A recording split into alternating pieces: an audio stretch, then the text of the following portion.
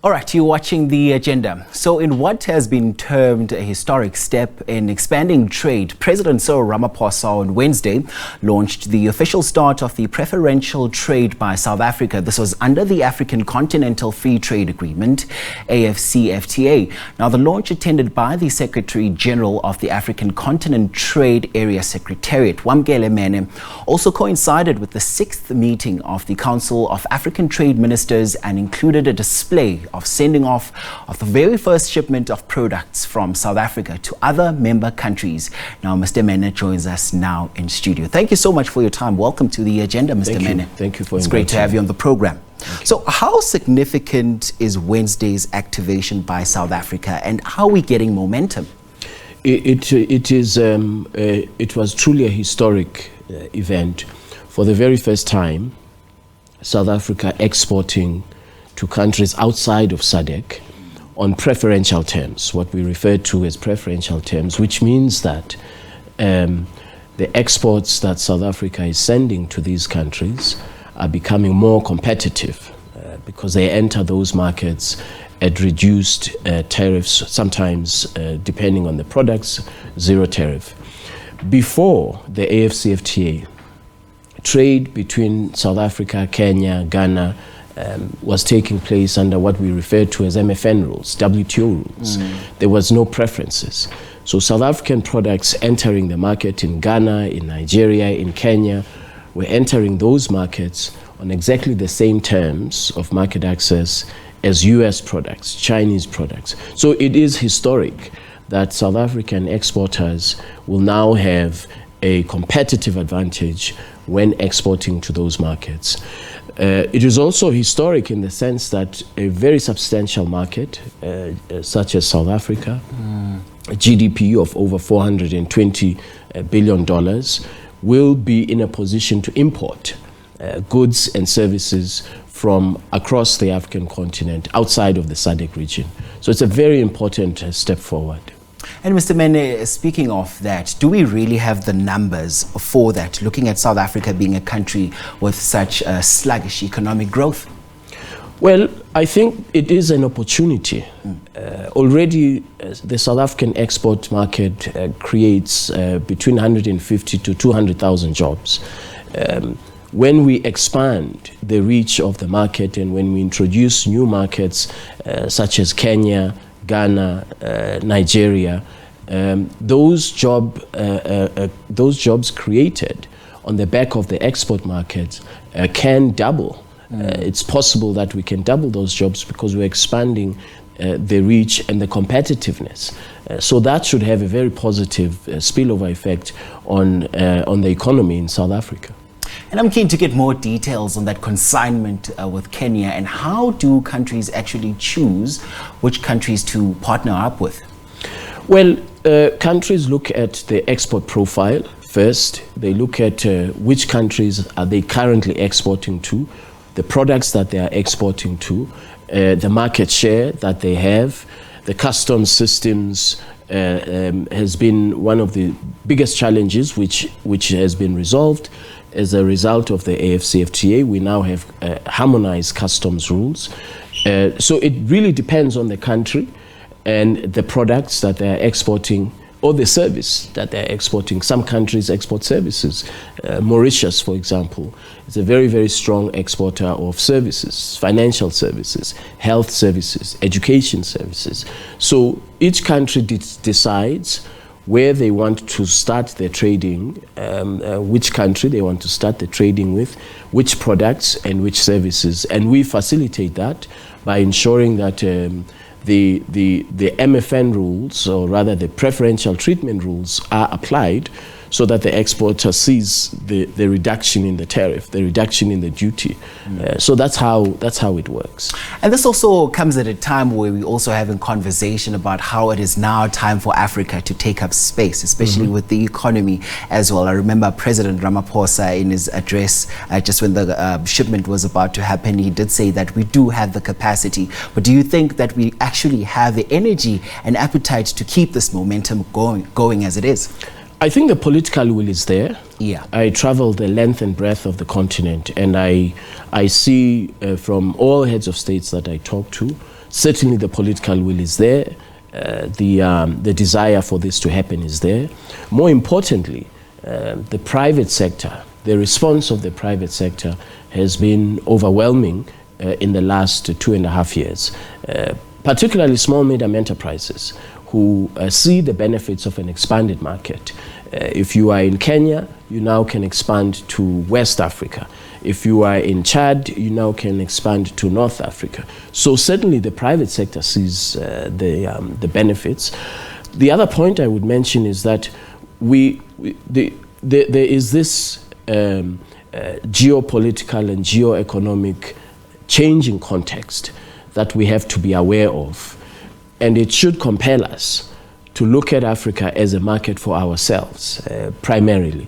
So if you look, for example, with the war in Ukraine and the impact of that on food security in Africa, it tells you that we must accelerate the self-sufficiency of our continent, not only in food production and food security, but in general, the ability for us to trade amongst ourselves. So this is a very important shift that we have to make as a result of the current geoeconomic and geopolitical context, which is not favorable to the African continent. The situation in Ukraine has caused up to 35, by our estimates, up to 35% inflationary pressures on basic food products. That means that millions and millions of people are being pushed back into poverty, when in fact, all of the basic agricultural products that we need for food security are on the continent. But what has been constraining this trade in food security are the rules. The lack of harmonization of rules, which we are now introducing and should enable us to overcome that challenge. And you've just delved straight into politics as well, because this is also at a time where we are at an election year as a country. So does the secretariat factor perhaps in the potential effects of different leadership? Well, I hope that regardless of the election calendar and the election process in South Africa, in Botswana, later in the year, that in Namibia also, that regardless of the political factors domestically in country, that the objective will remain the same, that we leverage on the AfCFTA for job creation in a country, whether it is in Namibia, in Botswana, in South Africa, where there will be elections. I certainly hope that there will be no change of focus in terms of job creation on the back of the export market. And I want us to touch on that headline by the South African Finance magazine, which read, "Storms in the Ports." And this was in relation to all the problems that we're seeing right now in Transnet. Is this hampering the work of the Secretariat in any way? No, I mean, we are not, we don't deal directly with a port infrastructure. Of course, the underlying point you make is correct, that in order to have volumes of goods leaving or coming in, efficient ports are required. It's not only the case here in South Africa, it's the case also in Walvis Bay, in Port of Lome, in Port of Mombasa, where all of these efficiencies of ports are being worked towards. So it is critical that we have infrastructure that supports trade, not just ports, I mean also trade corridors, roads, one-stop border posts. All of these different elements are very, very important to ensuring that trade flows do happen efficiently and expeditiously at the border, whether it's a land border or a water border. So in relation to challenges in South Africa, the President spoke about it on Wednesday. He did address that issue and said the government is looking into it. to make the port run efficiently as it should. And I am confident that the government's commitment to do that will ensure that we see the improvements that all of us want to see. Yeah, and I know, of course, conversations also continue on a high level as well on that front. Perhaps also if you can tell us about the outcomes of the Council of Trade Ministers meeting. Those were, the meeting of ministers was very important. The ministers agreed on concluding two very important protocols. A protocol on women and youth in trade, which will be the first of its kind on the African continent. In fact, the first of its kind even globally, where aspirations for women empowerment, youth empowerment, SME inclusion, where those aspirations are codified into legally binding obligations. It has never happened before. And so I think that it is a very, very important achievement.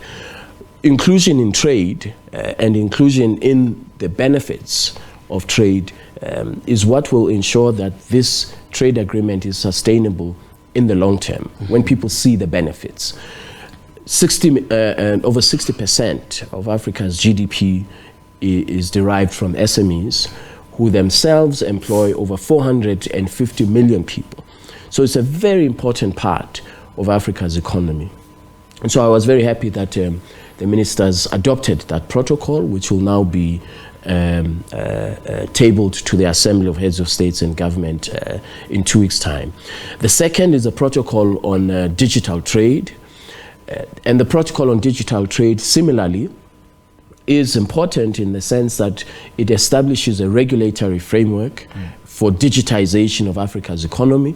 It touches on market access, digital market access, digital infrastructure that has to be established, inclusion of innovation. As you know, young Africans are at the cutting edge of digital innovation. And so we have to provide that support, whether it's regulatory, legislative, or market access. We have to provide that support for Africans, young Africans, to seize this significant digital economy in Africa. Over the next, between now and 2035, the African economy will require over 700 data processing centers. And these data processing centers go to the core of Africa's digital economy, because they will enable mobile banking to be expanded. They will be enabling cross-border payments to be expanded, cross-border pharmaceutical services and health services to be provided on a digital platform across borders. And so the protocol on digital trade was immensely important, and I'm happy that the ministers of trade adopted it, and it will also be tabled to the Assembly. Exciting times ahead. I must say Africa's time is now. Thank you very much for your time. And that is, of course, Wamkele Mene, and he is the Secretary General of the African Continental Free Trade Area Secretariat. And there's lots more to talk about, but that's where we will end it for today.